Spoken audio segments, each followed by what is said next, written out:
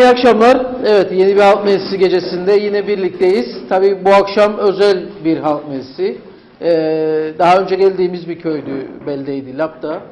Ama biliyorsunuz geride bıraktığımız hafta çok kötü bir olay yaşandı. Hem Lapta'da hem de özellikle Dikmen'de, bu iki bölgemizde sel felaketinin yarattığı bir deyim yerindeyse yıkım yaşadık. O yüzden bu hafta Lapta'da yapmak istedik programımızı ki burada bu felaketten etkilenen insanlar konuşsun.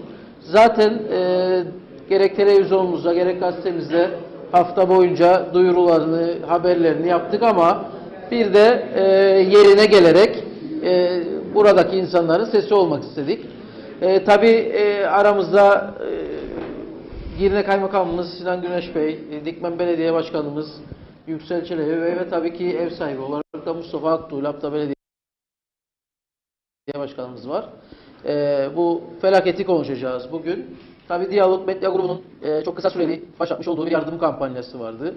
Onunla ilgili de şimdi açılış konuşmasında Sayın Reşat Akar bilgi verecek. Biz üzerimize düşen bir görev olduğunu düşünerek Cuma gün canlı yayında bir yardım kampanyası başlatmıştık.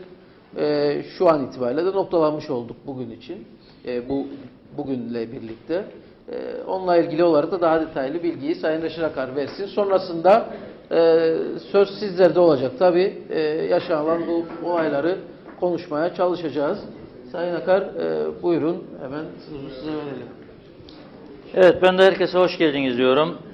Girne Kaymakamı Sayın Sinan Güneş, Lapta Belediye Başkanımız Sayın Mustafa Aktuğ, Dikmen Belediye Başkanımız Sayın Yüksel Çelebi'ye, bütün katılanlara, bölge sakinlerine, milletvekillerimize hoş geldiniz diyorum. Şimdi gerçekten beklenmedik bir doğal afetle karşı karşıya kaldık. Geçtiğimiz haftadan bugüne gündemin ilk maddesi oldu Kuzey Kıbrıs'ta. Ve tabii bir takım iddialar var, suçlamalar var, eleştiriler var. Bunların haklı olanı var, haksız olanı var. Altyapı eksikliği var, yılların ihmali var. Bunlar hep konuşuyoruz, tartışıyoruz, tartışmaya da devam edeceğiz. Ancak bizler bir medya kuruluşu olarak öncelikle yaraların sarılmasına bir katkı sağlamak amacıyla ve toplumsal dayanışmayı ön plana çıkarmak amacıyla geçtiğimiz hafta Cuma günü saat 14'te canlı yayın programında ani bir kararla bir kampanya kararı aldık. Biz Diyalog Medya Grubu olarak 10.000 Türk Lirası bir bağış yaptık. Hem kampanyanın tanıtımı hem halkımızın harekete geçmesi, özellikle gelir düzeyi iyi olanların bu yaraların sarılmasına katkıda bulunması amacıyla böyle bir girişimde bulunduk. Tabii daha sonra baktık, gördük ki başka kuruluşlar da çıkmaya başladı. Dağınıklık iyi bir şey olmaz diye biz bugün itibariyle bu kampanyamızı sonlandırdık. Ben programda söz vermiştim, bütün ayrıntıları halkımıza açıklayacağım, paylaşacağım diye. Az sonra size bugün son bankanın kapanması vaktine kadar yapılan bütün yardımları açıklayacağım. İsim. Ve az önce de biz bir toplantı yaptık. İki Sayın Belediye Başkanımızla, Dikmen ve Lapta Belediye Başkanlarımızla ve Sayın Kaymakamımız da oradaydı. Dediğim gibi bizim amacımız bir ateşi yakmaktı. Bunun arkası gelsin umut ediyoruz. Ama üzülerek şunu da söyleyeceğim. Biz artık eski Kıbrıs Türk'ü değiliz. Yani o eski dayanışma ruhumuz, eski adetlerimiz maalesef çok fazla kalmadı.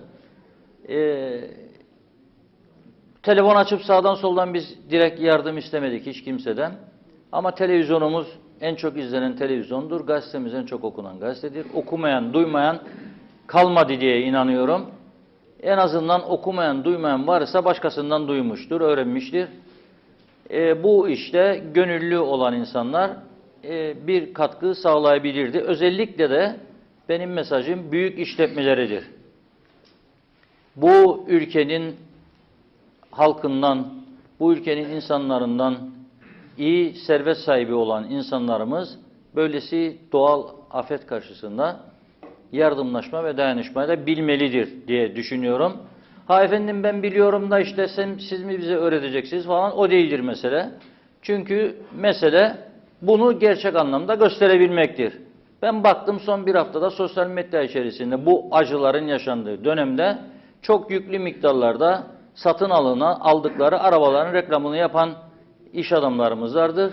Öz ve öz Kıbrıslı. Ama böyle bir kampanyada da destekleri, katılımlarını görmedik.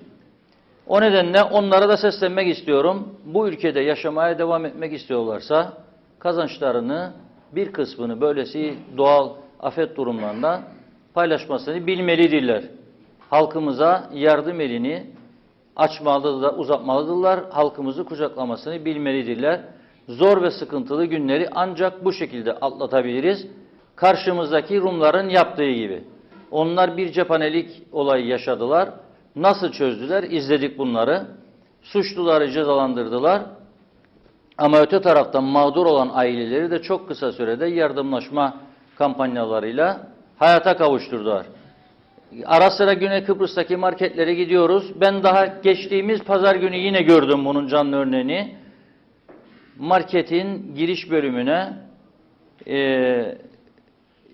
koyuyorlar, oraya büyük sepetler koyuyorlar. Size de yazılı bir kağıt veriyorlar. Devletin iznini taşıdıklarına dair.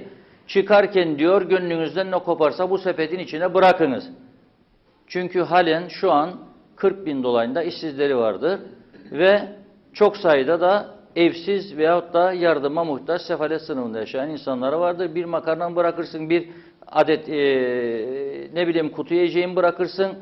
Gönlünden ne geçerse diyor ve görüyorum ki o sepetler doluyor. Bunun benzerini bizler de becerebilmeliyiz ve hükümetlere karşı, siyasilere karşı tepkimiz olabilir, o ayrı bir meseledir. Ama ben vereceğim de onlar yesin gibi bir şeye girmememiz lazım. Çünkü öyle bir şey yok. Bu dayanışmayı gösterebilmemiz lazım. Çabucak ben çok fazla vakit almadan okumaya başlıyorum. Az önce söylediğim biz 10.000 Türk lirasıyla Diyalog Medya Grubu başlattık bu kampanyayı.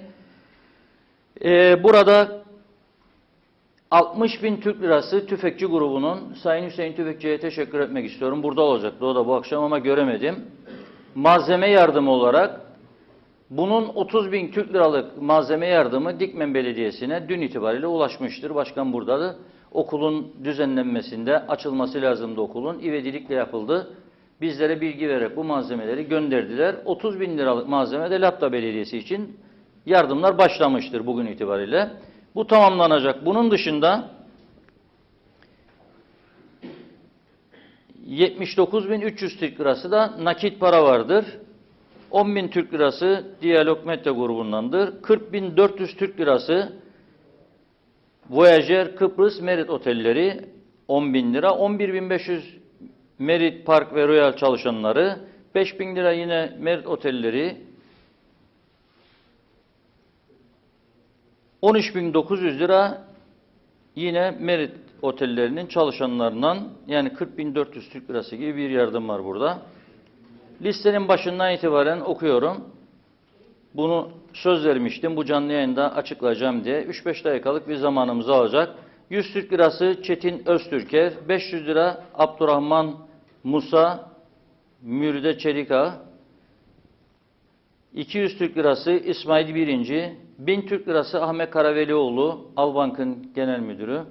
100 lira Ramazan Kansu. 100 lira Ahmet Vural. 100 lira Dervişe Demirci. 150 lira Cavit Bakiye. 1000 lira Sayın Ali Pilli UBP Güzel Milletvekili. 300 lira Cüneyt Tamavcı. 100 lira Necat Tacel. 100 lira Ergün Asiloğlu. 150 lira Hüseyin Gedik. 200 lira Arif Boğaç. 1000 lira Günaday İnançoğlu. 200 lira Suna Mehmet Ali Davulcu. 100 lira Osman Yolum. 100 lira Emine Doğan. 100 lira Mehmet Dinçürek. 100 lira Hüseyin Nuri. 500 lira Güner Çobanoğlu.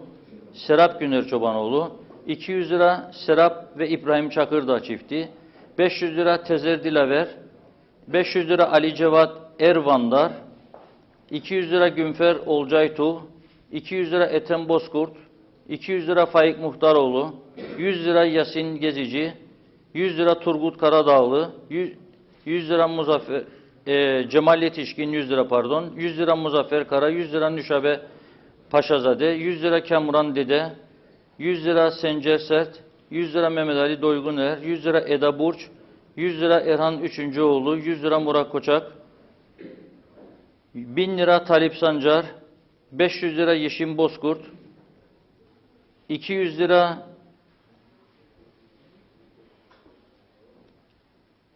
Hasan Enyunan, 5000 Türk Lirası Akgünler Turizm adına, 100 Türk Lirası Bakay Musa, 100 lira Çiğdem Asiroğlu, 150 lira Kemal Mut, 5000 Türk Lirası, şimdi az önce söylemiştim, Merit Oteller'den Fadıl Özbilenler, 1000 Türk Lirası Salahi Karpuzcu, 100 lira Esra Okan, 50 Türk Lirası Ulviye Timer, 1000 lira Mustafa Ersalıcı, 100 lira Hüsrev Toka, Rahmet Toka, 100 lira İbrahim Karabulut, 100 lira Elif Olay Mehmet, 1000 lira Hüseyin Çavuş Kelle, bu Çiftçiler Birliği Başkanımızdır. 5000 lira da ayrıca Çiftçiler Birliği, onlara çok teşekkür ediyoruz. Hayvancılar Birliği'nin de bir katkısı olacaktı ama yönetim kurulu karar alamadı bildiğim kadarıyla. 250 lira Şükrücan, 100 lira Zafer Tuğcan. Liste buradadır. Bu listenin aynısını iki belediye başkanımıza da takdim edeceğiz. Belediye başkanlarımız, aldığımız karar şöyledir. Bunu da aktarmak istiyorum. 60 bin lira malzeme yardımının dışında kalan 79.300 lira paranın tamamı bankadadır. Banka Genel Müdürüne yazılı olarak ben yarın bu paranın %50'sinin Lapta Belediye Başkanı'na, %50'si Dikmen Belediye Başkanı'nın yetkisinde olmak üzere Sayın Kaymakamımızı da bilgilendirerek harcama yerlerini kullanımlarına vereceğiz. Onlar da öncelikli olarak yol, sokak, köprü yapımı değil, çok evleri hasar gören ve aciliyet ihtiva eden konutların bir an önce yaşam moduna geçmesi için, insanların orada yaşamlarını sürdürebilmeleri için o amaçlı kullanacak. Ama burada tekrar çağrı yapıyorum. Bununla kalmayalım. Bizim diyaloğun kampanyası burada bugün bitmiştir. Kampanyalara da gerek olmadan da belediyeleri ziyaret ederek, belediye başkanı ziyaret ederek makbuz karşılığında bu bu katkılarımızı yapalım ve insanlarımızı bir an önce normal yaşama döndürelim diyorum ve tekrar sizlere katıldığınız için teşekkür ediyorum.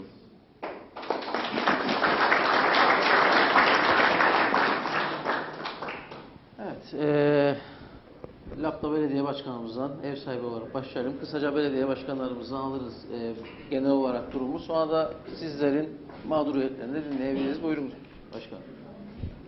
İyi akşamlar. Lapta'ya, afet bölgesinin merkezine hoş geldiniz. Hoş bulduk. Tabii ki yapmış olduğunuz kampanyayı sevinçle karşıladık. İlk günden biz konuşuyoruz zaten sizlerle. Serzenişlerinize katılmamak elde değil. Gerçi kısa süreli bir kampanya olmuş ama güzel bir rakam toplanmış. Katkı koyanlara çok teşekkür ederiz. Mağdur ailelerimiz adına. Lapta çok konuşuluyor son günlerde, özellikle tabii ki can kaybı yaşadık. Girne'de hayatını kaybeden genç arkadaşlarımıza Allah rahmet eylesin diler. Amin. Ailelerine de sabırlar dileriz. Ama Lapta o kötü olaydan sonra Başpınar bölgesi, Yavuz Mahallesi, Başpınar Mahallesi ve Alemdağ bölgesi, köyü gerçekten harap durumda. Sizlerin yapmış olduğu katkının tabii ki aldığımız karar doğrultusunda bizlerin de önerimizle gerek kaymakamın gerek Dikmen Belediye Başkanı Yüksel Bey'in önerisiyle ailelere verileceği noktada hemfikiriz. Zaten biz onların tespitlerini yapmıştık Girne Kaymakamlığı öncülüğünde. O ailelerin bazı ihtiyaçları giderilmişti. Diğer kalan ihtiyaçlarına da güzel bir katkı olacağına inanıyorum ben.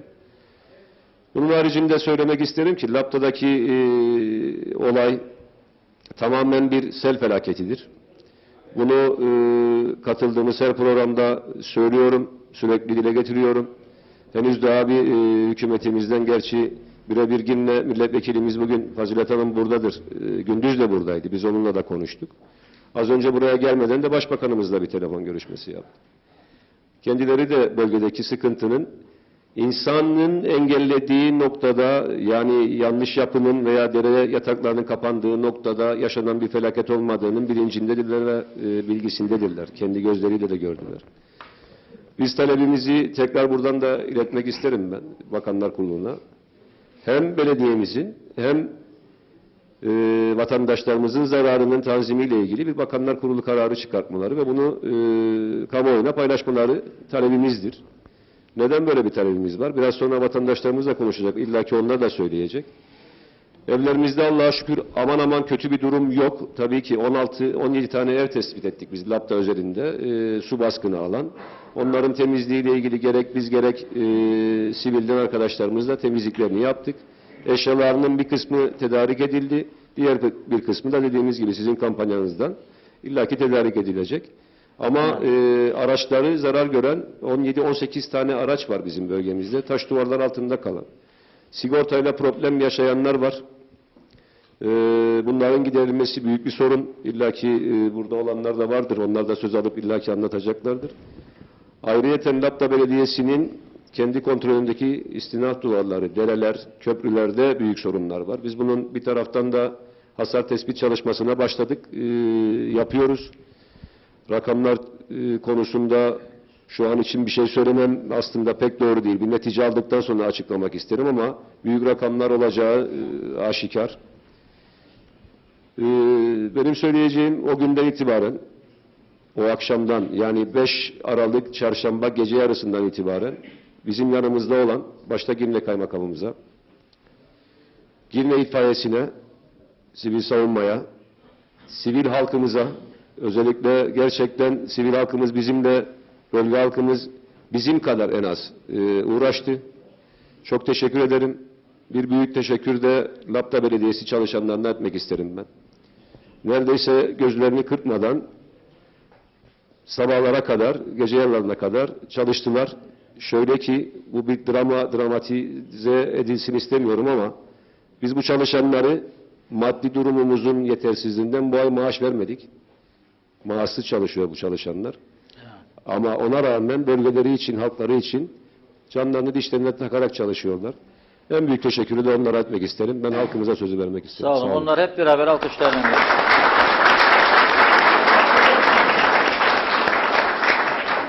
Bu arada bir isim unutmuştum ben. Atakom 5000, Hasan Uzun Petrol'da 3000 Türk lirası vardı. Onu kayıtlara yarın gireceği için atlamıştım. Hasan Uzun Petrol'de atlamayayım 3000 Türk lirası. Başka. Hüseyin Angolemli başka biri yatırdığı için Hüseyin Angolemli'nin yatmıştır ama birisi yatırdı onun adına ama 1000 lira Hüseyin Angolemli'nin doğrudur. Başkana vereceğim ben. Önce Başkana verecek. Buraya. Tamam. Böyle bir önden alalım Dikmen'deki durumu da ondan sonra verelim. Ondan sonra. Başkanım alırsanız lütfen.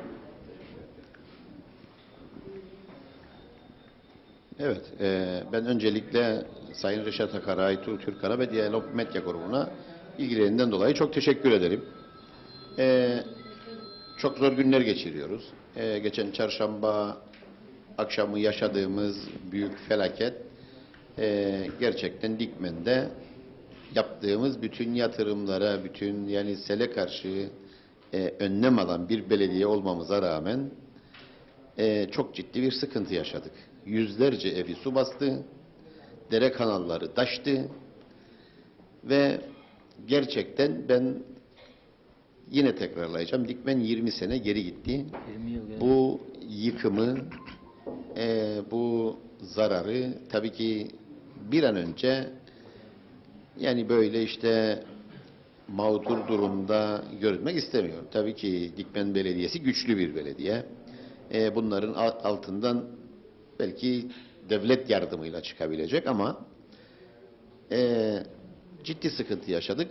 Dağ ve deniz üzerimizden geçti. Yaptığımız yatırımların sayesinde Yani şükürler olsun ki Dikmen içerisinde bir ölüm olmadı ama ne yazık ki Ciklos mevkiinde yaşanan kazada da Dikmenli gençlerimizi kaybettik. Ciğerimiz 2 kere yandı. Yani söylemek istediğim odur ki Dikmen halkı çok ciddi bir dayanışma örneği içerisindedir şu anda. Herkes birbirine yardım ediyor. Herkes birbirinin yardımına koşuyor. Ben Dikmenlilere çok teşekkür ederim.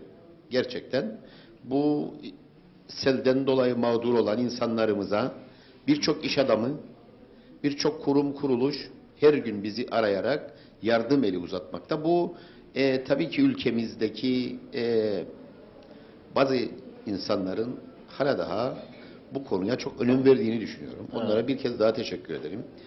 Siz zaten birçoğunu açıkladınız. Bugün iş adamları arıyor beni ve Dikmen'de mağdur olan insanların evlerine gelip oralarda işte evlerin tamirini yapmak istiyorlar. Tabii ki bunun belediye üzerinden yapılması gerekir. Tek elden yürütülmesi gerekir. Çünkü Kontrol dışı herhangi bir olmalı. sıkıntıyı yaşamayalım. Farklı konular biliyorsunuz, konuşulmasın. Dikmen Belediye çalışanları gerçekten çok çalıştı, çok uğraştı sabahlara kadar. Hala daha Dikmen için çamur süpürücü. Ama gerçekten işte Girne Kaymakamlığı'na, Sayın Sinan Güneş'e teşekkür ederim. Gerçekten kaymakamlık yanımızda. Sivil Savunma Teşkilat Başkanlığı hiç kaçmadı o akşam köyden. İtfaiyemiz köydeydi.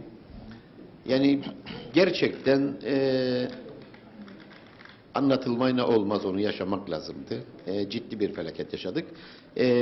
Lapta halkına da geçmiş olsun. Dikmen'e de bütün ülkemize geçmiş olsun. Çünkü en çok bizde olabilir ama adanın genelinde çok ciddi bir felaket yaşandı. Ciddi bir sınavdan geçtik aslında. Ve sele karşı önlemi artırmamız gerekiyor. Biz Dikmen Belediyesi olarak 2010 yılı hani ülkemiz selle tanıştığı seneydi, Güzelyurt'tan başlayarak. Ve hatırlıyorum o zaman aradan işte 8-9 sene geçti ama yanılmıyorsam 66 kilogram metrekareye düşmüştü. Bugün meteorolojinin açıkladığı işte Lapta'da 245 Selvilitepe'de, Dikmen bölgesinde işte 170 falan konuşuluyor ama gerçekten dağda yağan yağmuru da hesapladığımız zaman bu rakam o günün 4 katına, 5 katına çıkmış durumdadır.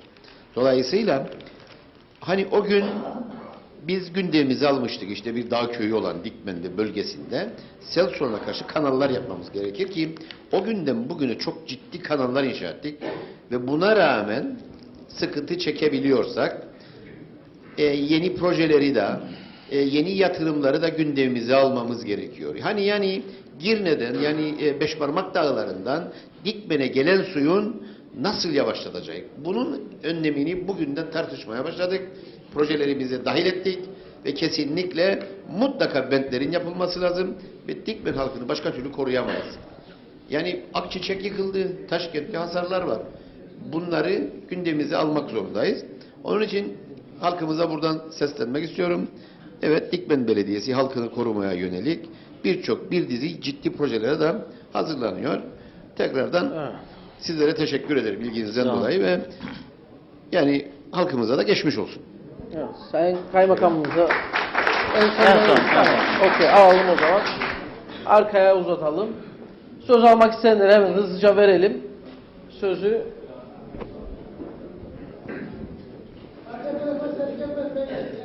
biraz sessiz olursa arka taraf. İyi akşamlar. Orada şöyle bir uğultu var o yüzden. Sayın Akar ve kardeşimi bildiğin. Hoş geldiniz. Hoş bulduk. Evet, sizin dediğiniz gibi biraz önce hakikaten Diyalog TV'yi kulplarım o yönden. Köy köy sokakta gezersiniz her zaman salı akşamları ve halkın içine inersiniz. Bu sizin yaptığınız davranış çok güzel bir davranıştır.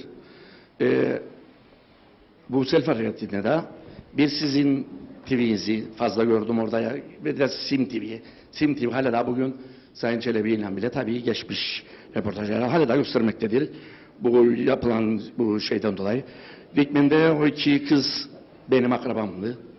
Ailelerine başını sağ olsun derim. Yapılaşmadan dolayıdır bana göre bu şey. O Ciklos'tan önce o şeyi bir köprü bir şey açmalar. Oradan gidebiliyorsun, çocuklar aldı götürdü. Hiçbir çıkıp demesin bana. Bugün de Karayolları'nın eski müdürü Afanyalı Kazaköy'lü açıklama var, şu var ama Martalı Koması. O seti, duvarı, siz de gördünüz onu. Doldurdular onun için, o su nereydi? Eğer oradan gitseydi su, hiç bu çocuklar bir şey olmazdı. Yani bu memlekette yapılaşma çok kötü. Ama dediğim gibi sizin de başlatmış olduğunuz hakikaten kampanya bana göre çok düşük, zayıf gitti. Tabii bu sizin elinizde değil. Siz bunu yaptınız, çok takdir ettim ben sizi. Ama biraz önce söylediğim çok zengin insanımız altlarında son model her 6 ayda, her senede arabalarını değiştirirler. Nerede bu bizim tüccarlarımız, zenginlerimiz? Ha, yoğurdun kaymanı yiyeceksiniz. Gariban vatandaş da uzaktan baksın. Olmuyor. Ne yapacak bu belediye başkanları? Bir de şunu söyleyeyim yine her şey önce. Gördüğüm kadar CTP'den Fazilet Hanım ve Hamzaoğulları geldi. Şimdi ben gönül arzu ederim ne olsun bilir miyim? Benim arzumdur bu. Öyle gönülden geçen arzumdur bu. Gördüğümde de ya Dikmen'de yaşayan bir hamile bayan kızımız ağlar. 6 aylık evli. Elektronik hiçbir eşyası kalmadı. Ne halısı ne şey kaldı. Hiçbir şey evde koltukları. Ben yemek yerken ağladım, üzüldüm. Bana bir şey olmadı ama. Bugün ona, yarın banadır. Banadır. Ama Hamzaoğullarını takdir etmez anmışlar. Çıkar yumruğu vurur. Keşke Hamzaoğulları gibi diğer milletvekillerimiz de hiç siyasi bir şey görmeden o böyleydi ya biliyor neydi? Çıksın konuşsun. Bu halk için konuşsun. Bu halka biz ne verecek? Ve gönül arzu eder. Buradan da ben bir duyuru yaparım. Maaşlarınızı bilmiyorum ama herhalde bir 15 alırsınız. Senin bilmem ekstra bir işin var mı? Fazilet Hanım yok mu ama çok milletvekillerimiz ikinci çüşü yapmaktadılar. Mamma yemektediler. Gerçekten bu böyledir. Yemektediler. Ben derim ki 50 tane milletvekili Cumhurbaşkanı en azından bir ay için 5.000 TL versin hepsi. Hamzaoğullar sen bunu lütfen getirmesin de. 1000 değil öyle. 5.000 TL. 5.000 TL tokanmaz. Milletvekillerine, bakanlara bilmem ne tokanmaz. Bir de hatırlarsa 1995'te yine bir facia yaşadık. Laptan altından başladı. Laptan altından başladı. Hemen Karaokuma buluyordu. Ramazan Cemil'de çalışıyorum o zaman. Ne yaptı devlet? Devletin yaptığı olay şuydu. Hoşuma gitti o zaman. Bot dolu kişilerden her ay yaklaşık bize bir buçuk sene o felaket için, orman için bizden aylığımızdan kestiler. Ramazan Cemil'de. Memurdan da kesildi. Bunu Sayın Hamzaoğulları getirin lütfen gündeme.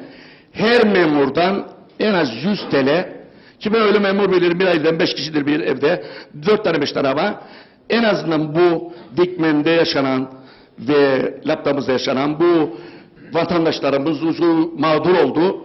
Bu insanların mağdurlarını giderelim. Bir de geçtiğimizi ve diğer fazla uzatmayayım. Herkese konuşuyorum ben buradan. Hafta sonu sevgilinizi, nişanlınızı alıp da gidin başka hafta sonra. Bu haftanın başlamak üzere. Bir haftalık gitmeyin mi kardeşim? Gittiğinizde bir baraya müzik yapmıyorum. En az 100 TL.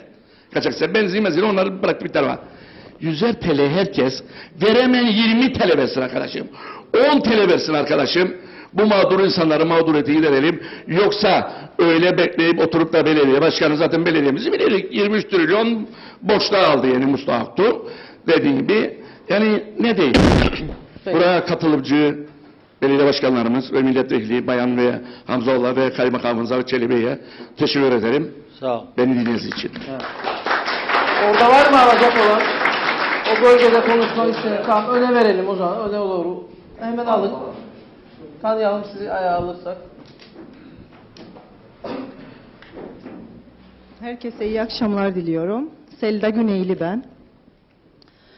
Diyalog TV'ye yaptığı programdan dolayı teşekkür ediyorum ve başlattığı kampanyadan dolayı çok teşekkür ediyorum. Hayatını kaybeden gençlerimize başsağlığı diliyorum. Ailelerine sabırlar diliyorum. Ben de 5 Aralık akşamı yaşanan sel felaketinden dolayı 2 arabamı kaybettim. Geçmiş olsun. Evet. Bunun sebebi de evimizin sağında ve solunda 2 tane büyük dere vardı. Yani ben çocukluğumda hatırlıyorum. O dereye topumuz düştüğünde içine inip alamazdık. O kadar büyük derelerdi. Ama şimdi gelip bakarsanız o dereler şahıslara park yeri ve garaj haline getirildi. Bundan dolayı da su akacak bir yer bulamadığı için evlerin içine dalıyor, akacak yer bulamadığı için her tarafı mahvediyor yani. Bütün mağdur olan insanlara geçmiş olsun diliyorum. devletimize sesleniyorum. Yani mağdur olan insanlarımıza yardım etmelerini istiyorum. Bir an önce de afet kararını çıkarsınlar. Evet, erken sarılsın yaraları. Evet. Yani. Sizin araçlarınız sigorta kapsamında mı? Yani full sigorta değildi. Yani kaportacı getirdik. Maalesef hurda oldular dediler. Çok mağduruk yani. Evet. Maddi hasar yanında psikolojik manda Tabii. zor durumda. Yani yıpranmış durumdayız. Evet. O akşam canla başla çalışan başta belediye başkanımız Mustafa Aktuğ'a, belediye personeline, emeği geçen herkese, yardım eden herkese teşekkür ediyorum. Sağ olun. Başka mağdur var mı böyle aracı falan? Tanıyalım sizi. İyi akşamlar herkese. Ben Fatma Can Bolat. Lapta maalesef Lapta'nın en güzel ama en mağdur olan yerinden Başpınar'dan. Yakın tutun biraz. Çok üzgünüz. İlk önce gelen herkese hoş geldiniz diyorum. Size de hoş geldiniz derim. Ölmüşlere rahmet, ailesine sabırlıklar diliyorum. Onlar ne kadar o acıyı yaşamışsa biz Başpınar'da o acıyı biz de yaşadık. İnanın ki yani hani onlar can kaybetti belki ama biz Başpınar'ın canını kaybettik. Çünkü Başpınar gerçekten çok güzel ama şu anda maalesef hükümetin almakta zorlandığı afet bölgesi kararı hiç yakışmadı. Alamadığı karar hiç yakışmadı. Almaya zorlandığı karar hiç yakışmadı. Çünkü dağın eteklerindeki kayıp o kadar büyük ki görmesi gerekirdi ki bunu değerlendirebilsin. Yazık. Bir fidan da candır. Bir fidan da candır. Onun için biz Başpınar'a emek verdik. Kimse derken kimseyi küçümsemek değildir niyetimiz. Vekilimiz de bir insandır, bir candır. O ağaçlar da bir candır. Ben ağaçları gördükçe, yıkılımı gördükçe inanın Başpınar adına, Mustafa Bey adına çok üzüldüm. Başpınarlı ve Laptalı adına çok üzüldüm. Gerçekten canımız yandı. Ve devlet nerede demek istemiyorum ama bu durumun karşısında hükümetten herhangi birinin burada olmaması bunu söyleme gereğini hissediyorum. Teşekkür ederim. Evet, alalım ön tarafa doğru. Bu tarafa. Tamam, buradan sonra size verelim. Tamam. Tanıyalım sizi. Buyurun. İyi akşamlar. Ben Lapta Yavuz Mahallesi sakinlerinden Fatma Avcılar. Öncelikle belediye başkanımız Sayın Mustafa Aktuğ'a, belediye çalışanlarına, meclis üyemiz Sayın Muhittin Kara'ya çok teşekkür ediyorum. Bir an önce afet kararının çıkartılmasını talep ediyorum. Ben de herkes gibi, diğer mağdurlar gibi mağdurum. Bizim de 2 tane arabamız mahvoldu. Benim rahmetli kız kardeşimden 3 tane de kendi çocuğum var. Kız kardeşimi kanserden kaybettim. Ben burada duygu sömürüsü yapmıyorum.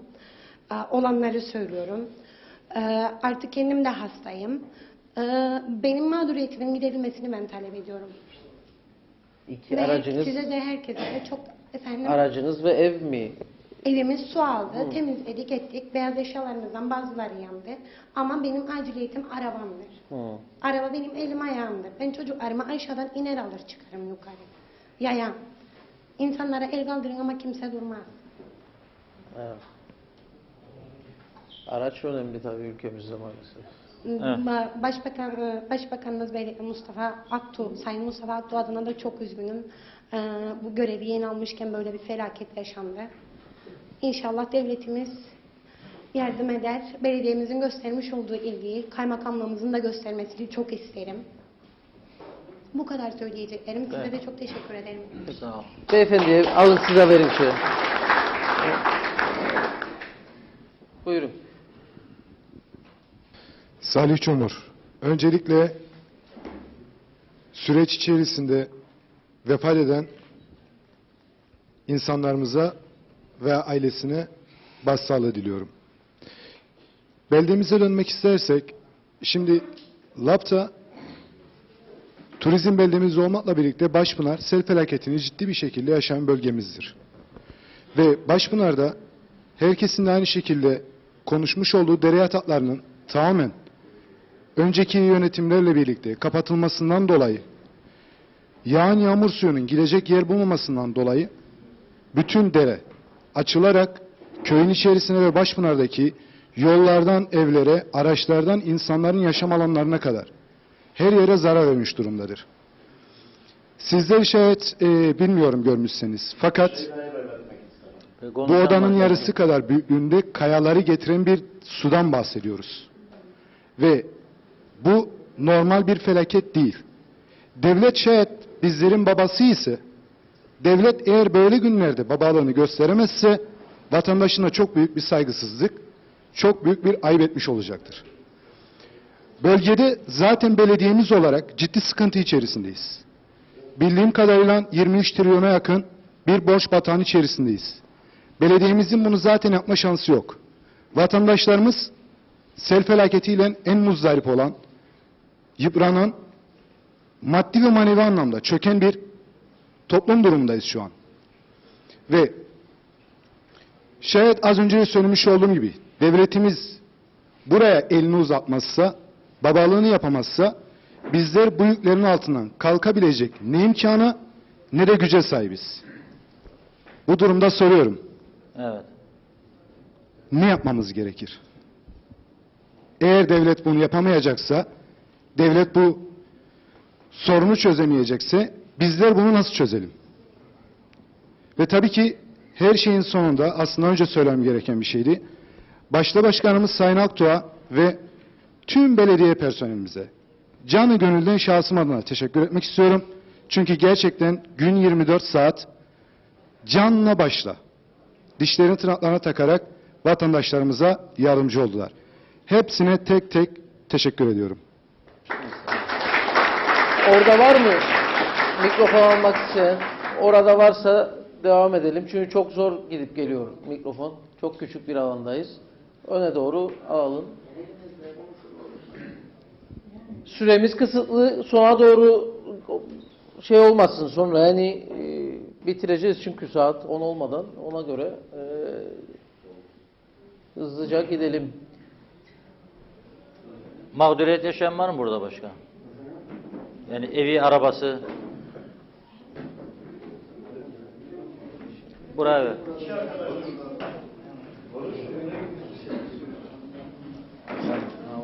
Herkese iyi akşamlar diliyorum. Hoş geldiniz. Tanıyalım. Efendim, Buyurun. mağdurlardan biri benim. Hatta Lapta'nın en mağdur kişisi benim maalesef. En çok zarar gören kişisi benim. Ona rağmen yani buraya ağlamak için, yardım istemek için gelmedim maalesef. Başka konuşulması gereken şeyler var esasen. Şimdi sel bugün olur, Allah rahmet eylesin, insanlarımız öldü. 3 gün, 5 gün konuşulur ve unutulur. Esas konuşulması gereken geçmişte yapılmış hataların bir an önce ele alınıp düzeltilmesi. Yani benim zarar görmem, arabamın gitmesi, eşyamın gitmesi çok da önemli değil. Zamanla bunlar alınır. Ama bundan sonra tekrar yaşanmaması için esas bir planlama yapmak gerekiyor. Yani dere yataklarının doldurulması, inşaat izinlerinin verilmesi, yollar yapılırken yeterince köprülerin geniş tutulmaması, koskoca Lapta'da aşağıya denize inen bütün sulara 1 metrekare çapında sadece bir büz konularak bu sular engellenemez. Bunları artık belediyemizin yapacağı çalışmalarla belki hükümete kadar intikal ettirilip bir heyetle bunların tespit edilmesi lazım. Yani her 10 senede bir bu felaketin önüne geçmek lazım esasen. Bugün yaşanan olay evet gerçekten çok acı verici. Ama ben sıkıntılarımı söylemiyorum. Bakın başka bir şey daha söylemek istiyorum. Bir de esas ele alınması gereken konulardan biri, belki de en önemlisi. AFAD, itfaiye, sivil savunma. Bunların daha iyi, sembolik olarak değil, ciddi olarak bir araya gelip çalışma yapması gerekiyor. Bakın ben çocuklarımla birlikte 4 saat boyunca damda kaldım, çırılçıplak bir şekilde. Herkesi aramama rağmen 4 saat boyunca damın üstünde kaldım. Ve çocuklarımın çığlıklarıyla yağmurun altında kaldım. Hani nerede afet? Nerede sivil savunma? Nerede? Yani askerimiz var. Hiç kimse ilgilenmedi benimle. Belki alan büyük, herkes mağdur durumda. Yani benimle ilgilensin demiyorum ama acil olanlar var. Sağ olsun başkanıma teşekkür ediyorum. Ekibiyle çok kısıtlı imkanlarla sabaha karşı bir destek attılar. Ancak bunlar yeterli şeyler değil. Yani bu konulara biraz daha ciddi eğilmemiz gerekiyor. Teşekkür ediyorum hepinize. Geçmiş olsun. Evet, bu arada bir dakikacık, bu Hüseyin neyse Tüfekçi ben- Bey, bir dakika dur. Buyurun. Hüseyin Tüfekçi Bey de geldi. Ben programın başında söyledim. En büyük katkıyı sağlayan, kampanyaya katılan bir iş adamımız olarak ona da Bir alkış huzurlarınıza arkadaşlar. teşekkür ediyorum. İkinci Evet, kez buyurun. mikrofon aldığım için özür dilerim sizlerden. Ama görüyorum ki buraya toplanan kişiler 3-5 kişinin haricinde kimse konuşmuyor. Buraya sizin için geldiniz. Hakikaten yanımdaki bayan arkadaş da söyledi. Ne yapmaya geldik buraya? Hani konuşan yok. Arkadaş konuştu. Pek mağduriyetin teması neyse bayan arkadaş da konuştu. Oradaki mağduriyetten bahsetti. Ama diğer arkadaşlar da hani neredesin? Siz de konuşun arkadaşım. Sadece ben sadece sizin gözünüzden bir şey kaçtıysa teşekkür ederken ben teşekkür etmeyi unuttum konuştuğum için. İtfaiyeye, polisimize, belediye çalışanlarımıza, aynı zamanda özellikle askerimize Dikmen'de, hatta benim duyumumdur, ne derece doğrudur. 2 tane dalgıç Türkiye'den geldi, bilim insanları geldi ve o göletin içine dalgıçlar girdi. Ben kutlarım, askerimizi de kutlarım. Herhalde Çelebi Bey bilecek, orada asker gerçekten çok büyük destek verdi. Zaten asker her zaman, biz bu belediyeye bağlanmazlar ve 8 sene önce köyümüzde tüm civar köylerin, şu belediye bağlı değildik, asker boyayı alırdık, biz asker gelirdi, okullarımızı boyardı, tadilatımızı yapardı. Bu bizim için gurur vericidir. Hakikaten ben buradan tüm herkese, kaymakamından hepsine kadar gene söylüyorum Hamzaoğullarına, lütfen yarın mecliste getir bu insanların duyarlılığını. Herkes o mecliste elini cebine atsın. Hatta bunu gündeme getir. Nasıl dediğimi o yangında biraz önce açıkladım. Versin kardeşim. Hafta sonu isteyenlere gitmesin kardeşim. Eğlenmeye 100 TL versin, 20 TL versin, 10 TL versin. Bu saran mağduriyeti biter. Belediyeye de kalmaz, kaymakama da kalmaz. Hükümete kalmaz. Ha, nasıl? Ha istemiyor. Biz de öyle dedim. Herkes 10 TL bile versek kaç bin kişinin uzmanı. Ama sen biraz okudun orada. 34 sene pazarlamacı yaptım piyasada. Hangi tüccarın hangi yerde olduğunu çok iyi bilirim. Hani hiçbirinin ismini duymadım. Ama yeni araba çıkaralım, villalar alalım. Her 6 ayda bir yerine deşelim. Bilirim, isim veririm isterim orada ama vermeyeyim. Burada yok kimse. Burada olsa yüzlerine söylerim. Teşekkür ederim. Konuşun Tamam, ya, gençler siz de konuşun. Tamam.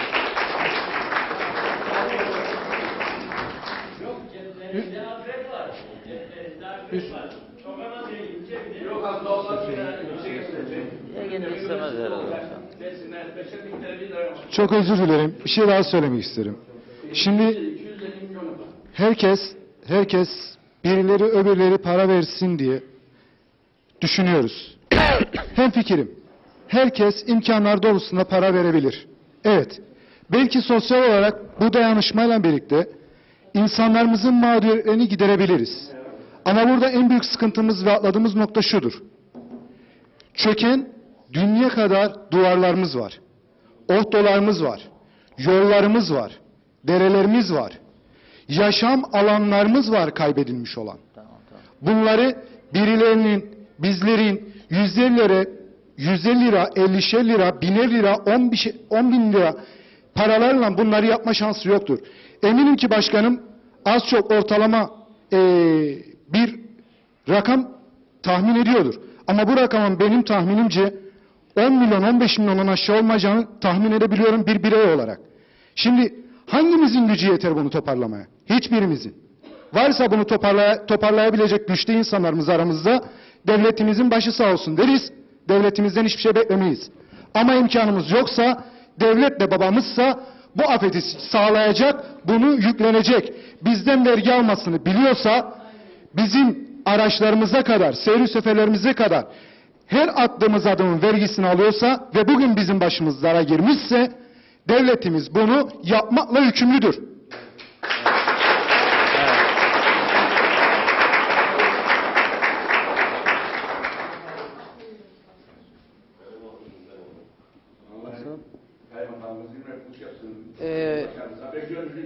Evet. Bu insanlar toplar. İleri toplar bu tarafa. Havuzda söz veriyorum size. Hiçbir karşılık beklemedim. Kaymakamımıza verelim isterseniz mikrofonu. Yavaş yavaş size geldi sıra. Evet, ben Girne ilçemizde yaşanan çok acı bir hadisenin sonrasında Lapta ilçemize gelip, Lapta beldemize gelip de bu programı özellikle burada seçtiğiniz için size teşekkür ederim. Sağ olun. Çok acılı bir 5 Aralık gecesi yaşadık. Canlar, yavrular kaybettik ve ateşler düştü ailelere. Şimdi önce onlara başsağlığı diliyorum. Acılı ailelerine de sabır diliyoruz.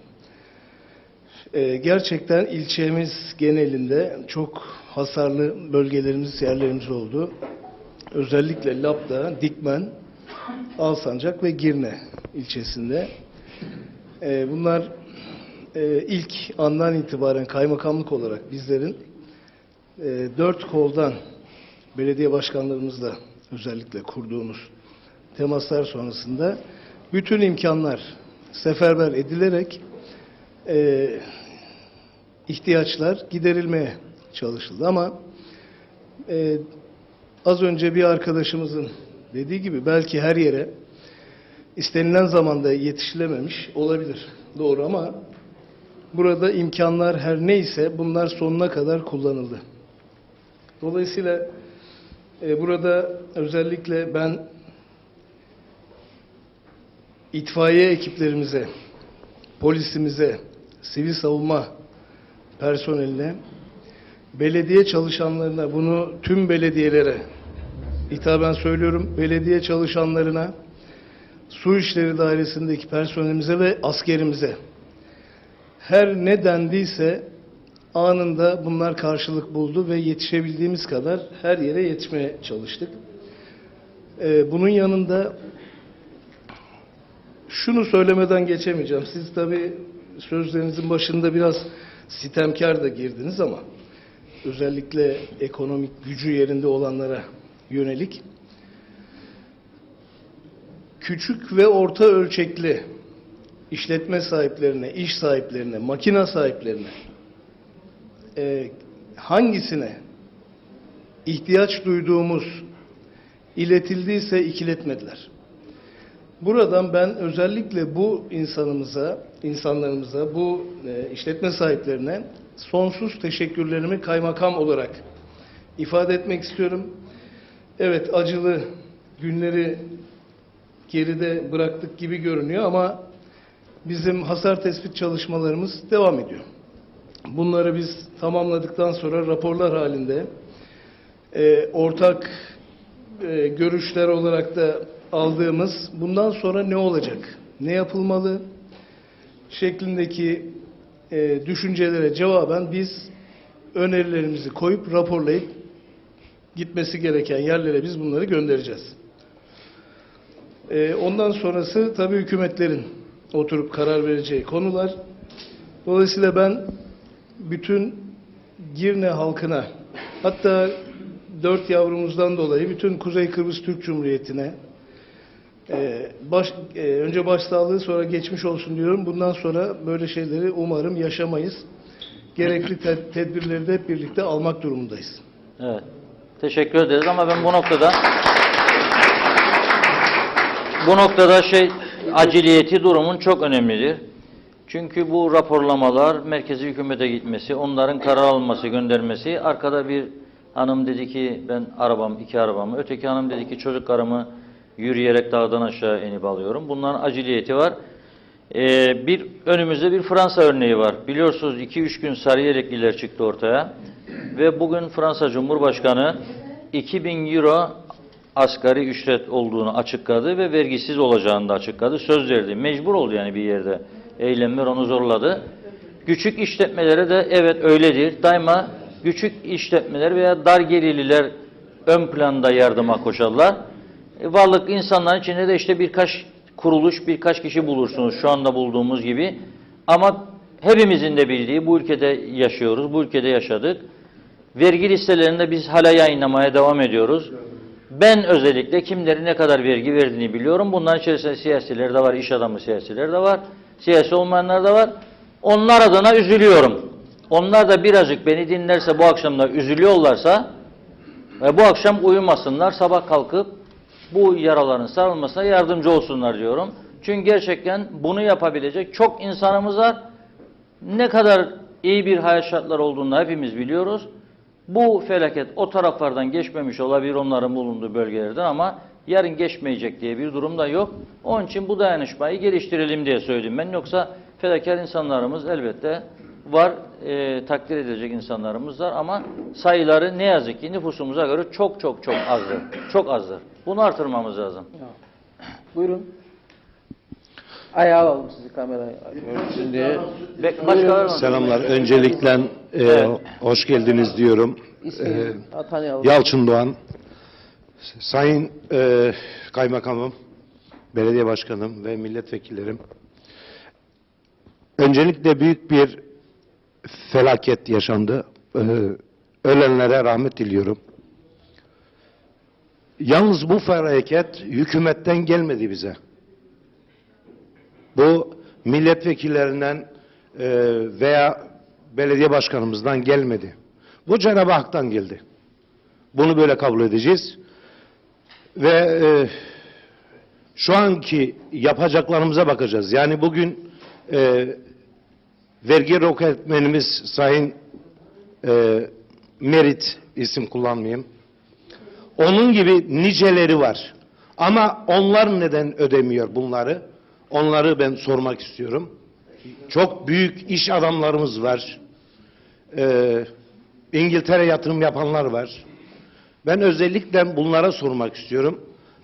Yarım saat önce beyefendinin kullandığı gibi milletvekillerimiz baya güzel maaş alıyorlar. Güle güle yesinler. Onları biz seçtik. Onlara bu aylığı biz verdik. Ama bunun karşılığını biz alamıyoruz. Sözüm bütün milletvekillerine. Ali, Ahmet, Mehmet değil. Bunları biz seçiyoruz. Seçime de giderken daha dikkatli olursak, oy verirken daha dikkatli olursak bunların olacağını düşünmüyorum. Şu anda Avrupa'da büyük bir eylem var. Zam yapılmış mazota. Ben şu anda içinizde en fazla elektriği ödeyen kişiyim. 1,47 kuruştan ödüyorum ben. Çünkü süzme saatim var. Geçici inşaat elektriği kullanıyorum. Ve Girne müdürümüz bana diyor ki sen kaçak kullanıyorsun. O zaman gel sök bana saatimi ver diyorum. Bunu da ben yaptım. Çünkü o mühürü vururken iyi düşünmedim. Bu felaketten Mustafa Dağgül'ün arabasının çok büyük bir faydası oldu bize. Bunu bilen yok. O arabanın o şekilde durması, suyun yönünü çevirmesi büyük bir felaketten bizi kurtardı. Ben gittim birebir gördüm, inceledim. Çok büyük bir size zarar vermiş olabilir ama 20 kişiyi de kurtardı. Yani öyle bir şey var. Haktan geliyorsa baş göz üstüne ama şu anda hükümetten de bize geliyor. Onu engellememiz lazım. Elimizden ki olanı engellememiz lazım. Haktan gelene bir şey yapamayız. Çok sağ olun, çok teşekkür ederim Sayın Akar. Bu fırsatı verdiğiniz için. Sayın Başkan. Evet. Bu arada yıkılması gereken yerler var mı başkan? Yani tespit ettiğiniz hani Dereyle ilgili, akarsularla ilgili bir noktada bir tespitimiz var. Sayın Kaymakam'la da paylaştık bunu zaten. Bir çalışmalarımız olacak. Zaten Sayın Başbakan'ın da yaptığı bir açıklama var. Ne gerekiyorsa kamulaştırma önünde atılacak olan adımları atalım noktasında. LAP'ta öyle bir nokta ki 74 öncesinde bu İbrahim Didai Caddesi dediğimiz köyün tam ortasındaki noktadan aşağıya yerleşim yok. Ve bütün dereler aslında o yola kadar geliyor ve sonrası yok. 3 tane derenin denize ulaşımı var, diğerlerinin yok. Onlarla ilgili biz belediyede çalışmalarımızı yapıyoruz. Sunacağız. Sayın Kaymakam'ın dediği gibi bundan sonra ne yaparızı, tespitlerimizi, hasarlarımızı ilgili yerlere sunacağız. Artık onlar hükümetin alacağı kararlar yönünde. Onların aldığı kararları da bizim burada uygulamamız gerekiyor tabii ki. kaynak olduktan sonra, kaynak ayrıldıktan sonra. Tabii ki kaynak olmadan inanın ki biz 3 gündür uğraşıyoruz köy içerisindeki yıkıntıyı kaldırmaya. Söylemekte sakınca yok. Sadece mazot gideri bu 3 günde 4.500-5.000 liralık bir mazot gideriyorlar. Araçlara kullandığımız mazotun toplam tutarı bunlar. 3 günde. Ki daha 5 günlük, 6 günlük bir temizlikle ilgili sadece bir çalışmamız olacak. Sonrasında yaptığımız tespitleri programın başında da söyledim ben. Hasar tespitini açıklayacağız. Açıklayıp ilgili yerlere göndereceğiz. Lapta Belediyesi'nin kendi imkanlarıyla bu yükün altından kalkması Mümkün değil. imkansız. İmkansız ve bu konuda sürekli görüşüyoruz merkezi hükümetle, başbakanla da. Bugün dediğim gibi Fazilet Hanım da yerine geldi, gördü. Geçtiğimiz günlerde tüm aslında milletvekilleri bölgeden geçti. Kendi gözleriyle gördü. Bunu buradan tekrar söylemenin anlamı yok. Gördüklerinin uygulamaya geçme noktası artık geldi diye düşünüyorum. Ve aynı çağrıyı tekrar. Evet. Evet. Doğal afet kararı alıp mı uygulamayı yapacaklarını, farklı bir uygulama mı yapacaklarını bizlerle ve kamuoyuyla paylaşmalarını istiyorum ben. Eğer benim iddia ettiğim gibi doğal afet kararı almadan da bu tanzimler gerçekleşebilecekse onu da çıkıp kamuoyuna paylaşsınlar. Eğer doğal afet kararı aldıktan sonra bu tanzimler gerçekleştirilecekse, bu yardımlar yapılabilecekse hem vatandaşa hem belediyelere onu da çıksınlar, bizimle paylaşsınlar. Yapabileceğimiz çağrı budur. Ve tekrar söylerim. Sanırım yarın akşam üzeri veya en geç bir sonraki gün sabahtan biz hasar tespitimizi tamamlayacağız ve kamuoyuna paylaşacağız. İlgili mercilere de göndereceğiz. Evet, teşekkür ederiz. Ben teşekkür ederim. Fazilet Hanım. Fazilet Hanım'a verin. Evet. Böyle arkada da kaldı gibi oldu ama öncelikle ben Yok, oradan kalkmaya gerek yok. kalkmayayım televizyondan dolayı. O yüzden kameraya doğru. Ben öncelikle geçmiş olsun diliyorum tabii ki, özellikle Lapta bölgesi ve Dikmen bölgesi bu felaketten en ciddi şekilde yara alan bölgelerimiz oldu. Ülke genelinde sıkıntılar oldu ama Lapta ve Dikmen gerçekten ciddi zarar gördü ve uzun bir sürece girdik bu yaralarımızı birlikte sarma adına.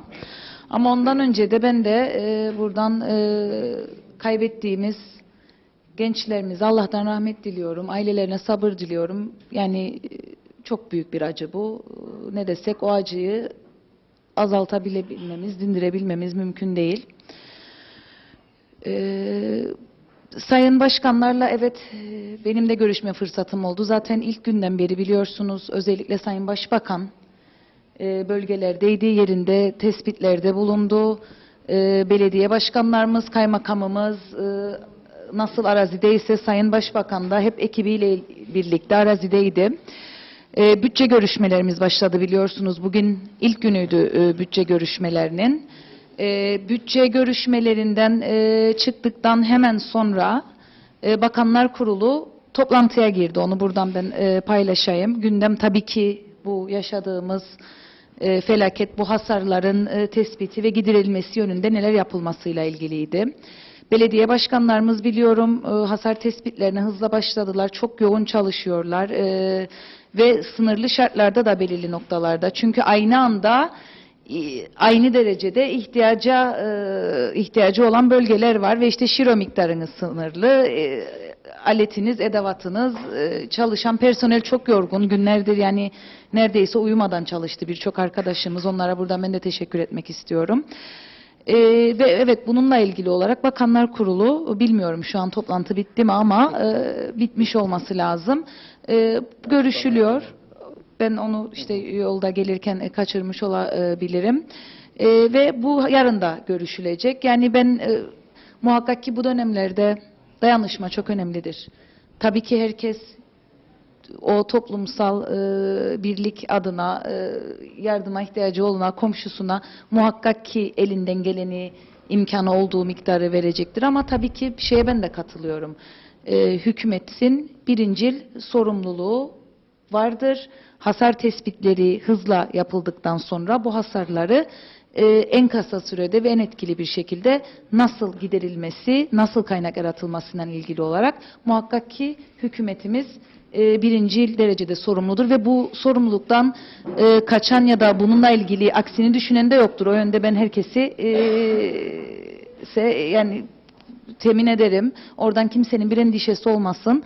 Tabii ki siz burada hasarın içindesiniz ve her gün size haftalar gibi zor geliyor. Onu da çok iyi anlıyorum ama başkanlar da daha bugün bazı rakamlar ve tespitler de daha netleşti benim görebildiğim kadarıyla. Başbakan talimat verdi ayrıca. Mimar Mühendisler Odası da ayrı bir tespit de yapıyor. Özellikle yolla ilgili de bir takım iddialar var. Nereden kaynaklandığıyla ilgili hata var mı yok mu bundan ilgili de tespitler yapılıyor. Yani hızla bu tespitlere başlandı. Onunla ilgili bir endişeniz olmasın. Bunlar tespit edilir edilmez gereği en kısa sürede yapılacaktır. Belediye başkanlarımız da birebir merkezi hükümetle zaten istişare içindedirler. Biz de bölge vekilleri olarak Biray Bey de zaten Diyalog TV'nin ki çok önemli ben de takdirle izliyorum. Daimi vekillerinden biri olarak İskele Bölgesi milletvekilimiz. O da burada. Biz de burada olan olmayan bütün milletvekillerimizle ilgileniyor. En kısa zamanda dediğim gibi biz bu yaraların sarılması için elimizden geleni yapacağız. O yüzden lütfen kimse unutulmuş ya da ilgilenilmiyormuş gibi hissetmesin. Acı hepimizin acısıdır. Ben çok da söz almak istemedim çünkü bu akşam herkesin kendi ihtiyaçlarını söylemesi bir not alma adına. Ama O yüzden kısaca çok sizden de siyasi olarak görüş istiyor vatandaşlar. Tabii yani ben kesinlikle Tamam. Peki. Bir dakikacık. Bir dakika mikrofonu ver. Bekle. Bir dakika mikrofonu verelim. Sayın Bayan Milletvekilimiz Haziran söylüyor. Şu olacak, bu olacak, kararı bilmem ne yapacak, bilmem ne. Neyse, uzun lafın kısası. Ben şunu söyleyeyim. Ben Sayın Tuğan Örman'ı dinlediğimde başbakan diyor ki işte bir otelimiz gazinolarını su bastı.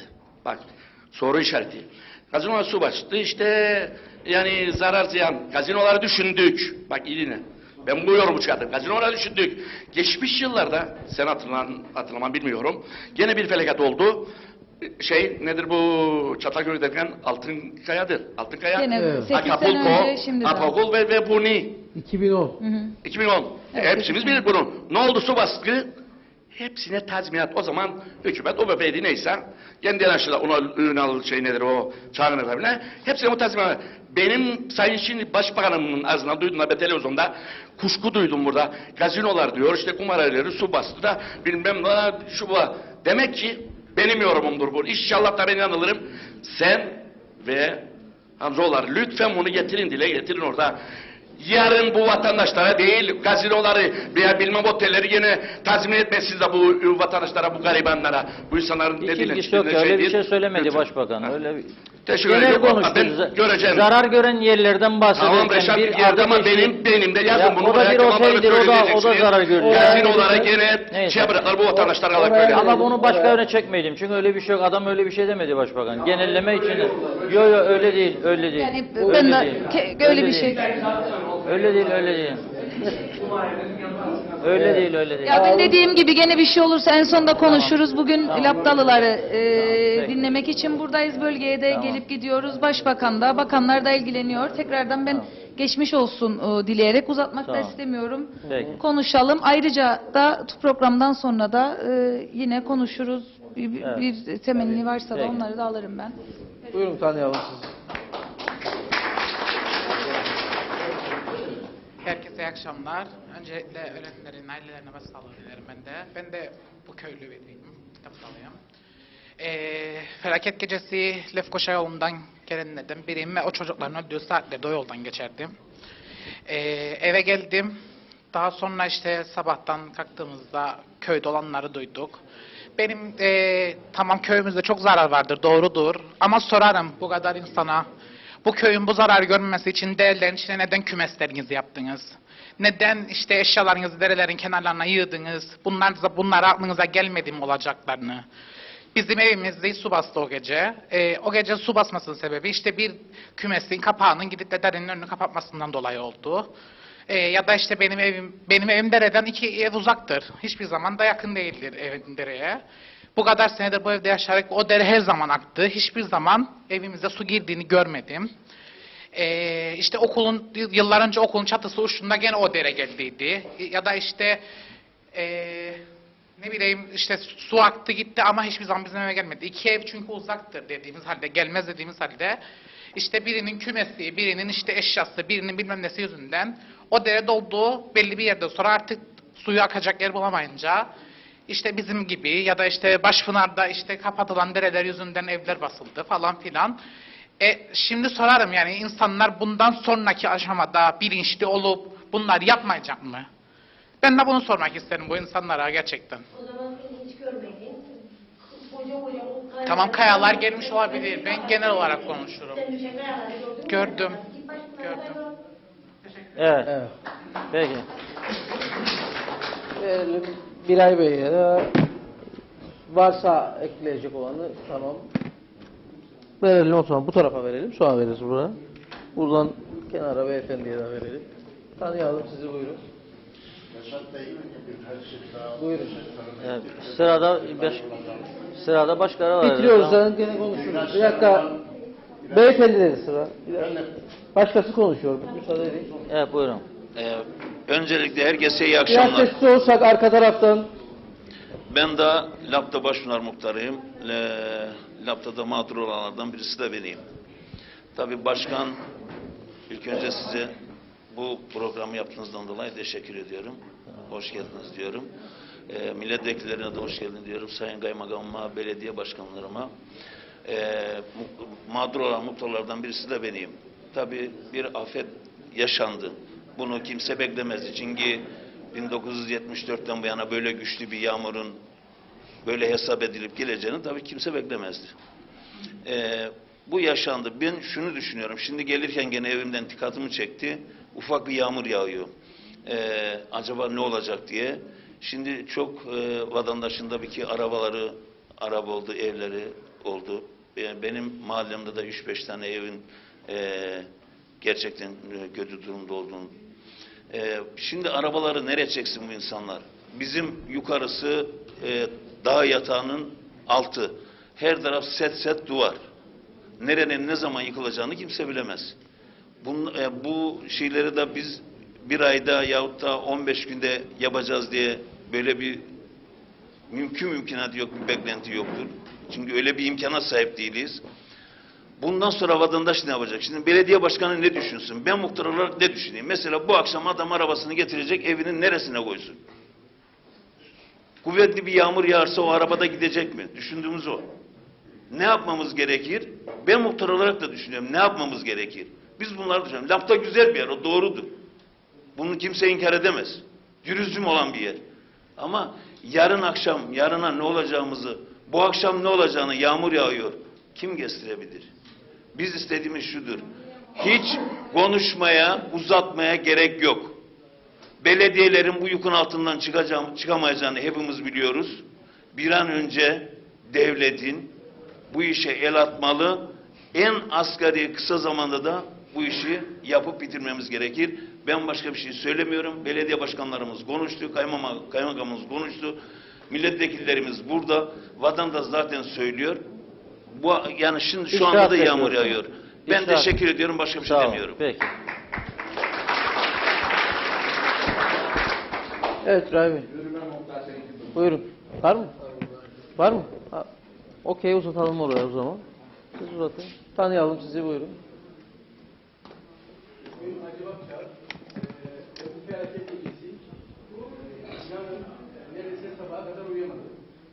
Ve bu felaket gecesiyle ilgili bir anımı anlatmak istiyorum. Bir gün Alsancak bölgesinde bir doğa yürüyüşü yapıyordum. Ve orada bir işletmeye yol çalışması yapılıyordu ve büyük, muazzam bir derenin en ufak bir büyüz, en ufak bir önlem alınmadan kapatıldığını gördüm. Bunu ilgili belediyeye bildirdim. Alsancak Belediyesi sınırlarında. Ancak bu dere Alsancak Belediyesi'nden başlayıp Lapta Yavuzlar Lisesi'nin önünden geçip denize dökülen dere. Olay gecesi hatta belediye başkanımıza da bilgi verdim. Tedirginim bu nokta hakkında. Alsancak Belediyesi'nin belediye başkanına direkt bilgi verdim. Bana söylediği konunun mahkeme tarafından, kaymakamlık tarafından mahkemede olduğu yönünde. Şu an o nokta halen daha en ufak bir önlem alınmadan bir baraj gibi şişmiş durumda. Yani şimdi ben buradan sormak istiyorum. Olası bir şiddetli yağmurda o dere orada durur mu, bekler mi? Yani buraya bir önlem alması için ille bir mahkeme kararını beklemek mi gerekir? O nokta halen daha o şekilde bekliyor. Büyük, muazzam bir dere kapatılmış, en ufak bir büz yok.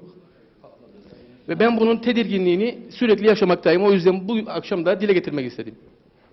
Evet, Kaymakam Bey'in bilgisi varsa söyle. Elimde de her türlü resim mevcuttur nokta hakkında. Evet. Var mı bilginiz Sayın Hanım? Bilginiz var mı? Konuyu biliyor musunuz? Alsancak Belediyesi'nin görüşüldü. Şeyden de Mustafa Başkan'ın da bu konuyu bize aktardığı bir konuydu. Tabii konu aslında önceki dönemlerden de kalma bir konu. Bu konuyla biz yeni karşılaştık, ben şahsen. Dolayısıyla Alsancak Belediyesi ile oraya el atılacak. Yani onun sorumluluk alanında olan bir yer, kaymakamlık personeliyle birlikte, hele de yani yaşadığımız şu derelerle ilgili sıkıntılı şu dönemde bunlar kesinlikle ele alınacak. Evet. Ya, peki. Evet, Peki, al birer birer. Herkese hayırlı akşamlar dilerim. Şimdi birkaç program var, katılamadık ama bütçe komitesinde görevli olduğum için katılamadım Diyalog TV'ye. Komitedesiniz yani. Evet, komitede olduğum için. 12 milyonu kesin yarın sabahleyin aktarın bu yana. 12 milyonun 6 milyon siyasi partilerden kesin. Partide yardımı artırmak yerine çözelim bu işi hemen. Ben ölenlere rahmet dilerim. Ailelerine sabırlar dilerim. Şimdi ben çok çeşitli bulgular da aldım. İsterseniz inanın bir arkadaşla Alsancak'tan mesajlaşırım. Bana dedi ki bu akşam ölüm olacak bir evi dedi bana. Hatta tutarım Facebook'umda. Dedim inşallah olmaz. Alsancak'ta olmadı ama şeyde oldu. Ciklos'ta oldu. Gerçekten üzgünük. Huzursuzlukta. Bir şey daha söyleyeyim. Yani deneyimli şoförlerin o gördüğü akıntıda ayaklarının titrediğini biliyorum. Sohbet ettim. Bu yağmur arkadaşlar bilir kişilerin söylemelerine göre 70 kilogram metrekareye yağdığında sel olur. 145 yağarsa ne olur ben bilmem ki yani 245 yağarsa ne olur? Ben 89 yılından beri Eylül ayının 89 yılından beri buraya gider gelen birisiyim. Belki çokları bilmiyor ama ben bu köyün damadıyım da ayrıyeten. Ve şunu söyleyeyim, ben böyle yağmur da görmedim. Böyle taşların akıp da buralara geldiğini de görmedim. Ha neler yapılabilir, neler yapılması gerekirdi?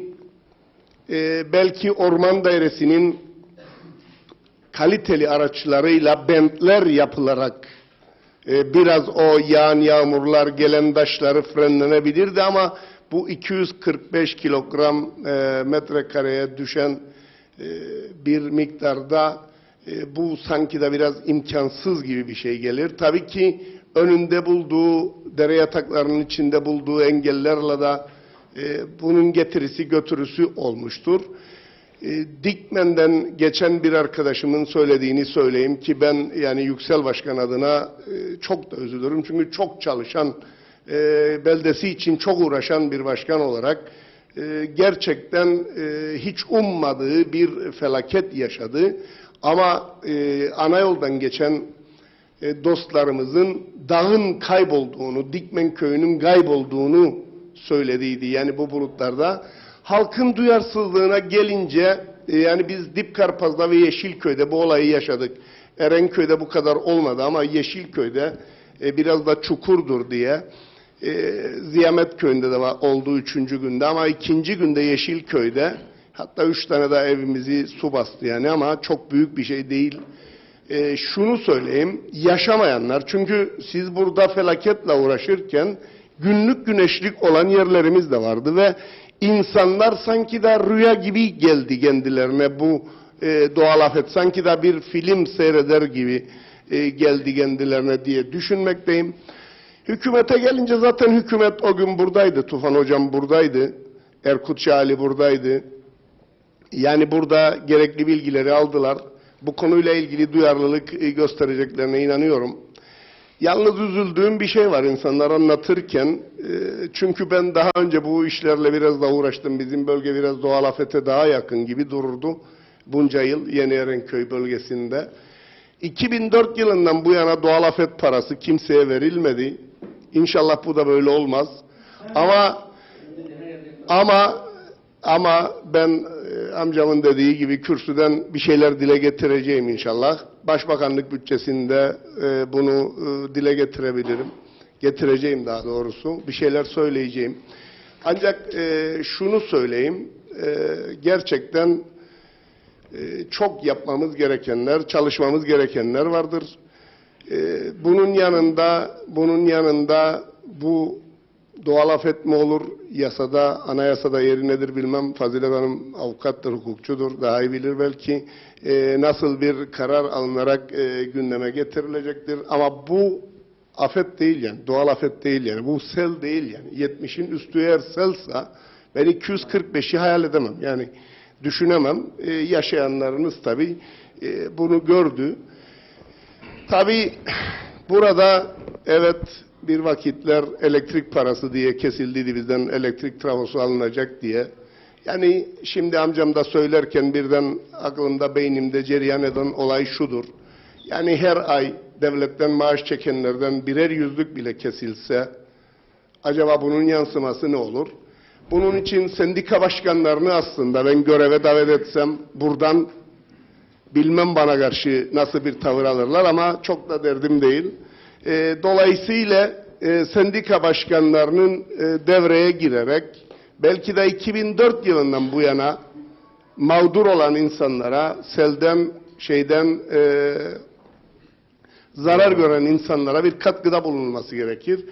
Tabii yine amcam dedi ki otel motel demiş başbakan.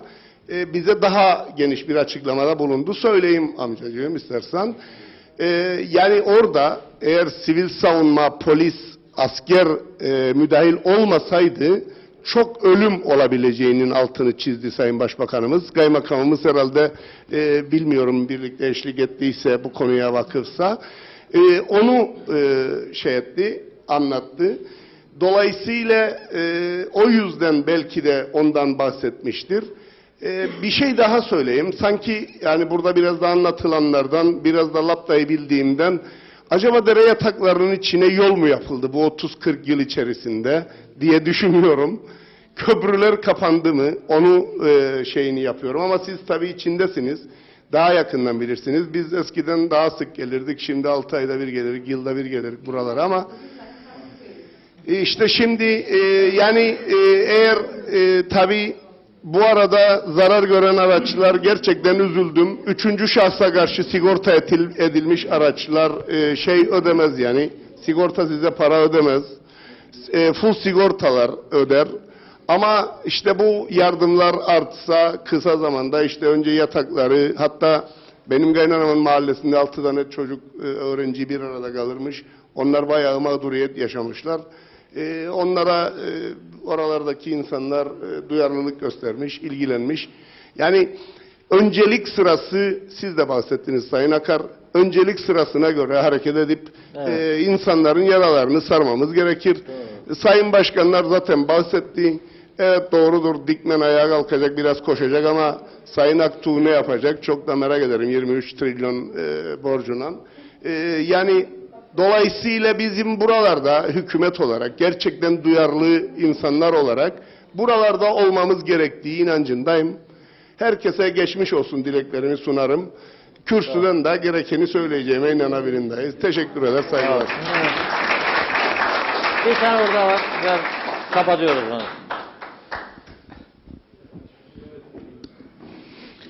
Evet, çok teşekkür ederim Sayın Milletvekilim.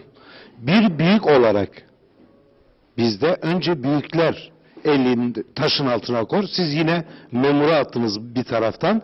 Siz milletvekili olarak yarın kürsüde ne kadar bağış yapacaksınız diye sorsam size bir milletvekili olarak ne dersiniz bana? Yani önce milletvekilleri, önce büyüklerimiz diyoruz biz, büyük olarak da milletvekilleridir. Lütfen önce siz elinizi taşın altına koyun, ondan sonra ben koyacağım. Ben de bir işveren olarak ben de koyacağım ve basın açıklamasıyla da yani ben bunu yapacağım size. Evet. Yani ben zengin biri de değilim yani, milletvekili de değilim, memur da değilim. Ben normal bir emlakçıyım. Yani hocalarımız da tanır, sayın belediye başkanımız da, muhtarımız da ne iş yaptığımı biliyorlar. Emlakçıyım ben. Sizden daha fazla vereceğimi ben buradan beyan ediyorum. Bir milletvekilinden. Ver. Evet. Tübekçi'de bir söz var. Bir şey söylemek isterim size adama. Şimdi yok, şunu söyleyeyim arkadaşlar. Biz buraya popülizm yapmaya gelmedik bir ay beyinan. Ben şimdi buradan çıkayım, bu mesele 3.000 lirayla 5.000 lirayla çözülecek mesele değildir. Bu ülkede, hayır, 50 milletvekili bütün maaşını verse de çözülecek mesele değildir.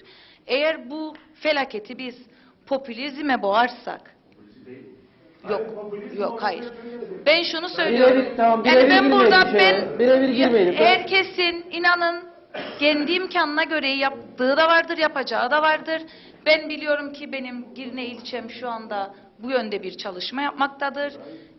Başka yerlerde de yapılan çalışmalar vardır ama bizi burada beklerseniz popülizme kurban edelim bu ciddi süreci, ben bunu yapmam. Evet. Yok. 50 vekil, bakın şu anda yaşanan felaket 50 vekilin öyle bir de maaş da yoktur, bunu onu da söyleyeyim size. Ama şu anda yaşanan felaket öyle 3 kişi 5 kişi çıkacak, ben 3 verdim, ben 5 verdim, 10 verdiğimden çözebileceğimiz felaket değildir. Bunu planlayıp toplumsal anlamda doğru şekilde o fedakarlıklar herkesin gücü oranında artık bu vergilendirmeyle mi yapılır, başka türlü mü yapılır? Evet. Böyle çözülecek bir felakettir. Lütfen bu tuzağa düşmeyelim. 3-5 kişinin verdim yani ben takdir ederim bu kampanyayı insanlar versin, yapsın, o ayrı bir şey ama bunun ötesine taşımak, bunu inanın bölgeye fayda sağlamaz ve 3 kişi 5 kişi vicdanı dağıtlayacak diye bu doğru program yapmazsak yarın öbür gün biz gene aynı felaketle karşılaşırız. Bakın bir acımız hepimizin büyüktür. İstemedim ben geriye döneyim. Ben yıllardan söyledi Biray Bey'de avukatım, Girne'de avukatlık da yaptım. Ben bilirim kaç tane dava açtım belediyede ve ne kadar yıkıldı, ne kadar yıkılmadı. Bu evleri de biz yaptık, bu evleri de biz kaldırtmadık. Bu dere yataklarının ciddi bir kısmının Öyle kalmasında da hepimizin sorumluluğu vardır. Yöneticisinden, idarecisinden vatandaşına kadar. Acımız büyüktür. Ben durup bunları tek tek oydu buydu diyecek değilim. Bugünden sonrayı planlayalım ama lütfen popülizmden olmaz. Evet. Ama aha milletvekillerinin %12 tahsisatları kesilir aylardır. Ne oldu? Bir şey oldu. 50 tane vekilden %12 kesildi diye onunla mı kurtulacak? Yani böyle düşünmeyelim. Evet. Ve bu toplumsal bir seferberliktir. Toplumsal seferlikte de tabii ki yok, hayır. Genel aynı şeyi söylüyoruz zaten. Aynı şeyi söylüyoruz. Yanlış.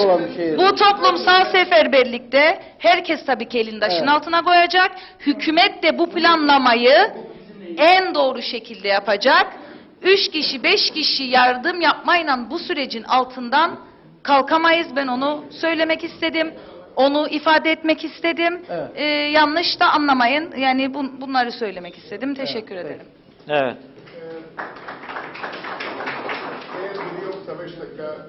Yani siz mi istiyorsunuz? Yok konuşuyor. Tamam. Konuşuyor. İki de tamam. Konuşuyor. Yok konuşmadım. Şimdi böyle sona geliyoruz çünkü. Buyurun tanıyalım sizi. Ses gelmez yalnız. Oradan gelmez yani. Lazım sessiz olalım. Başka türlü olmaz.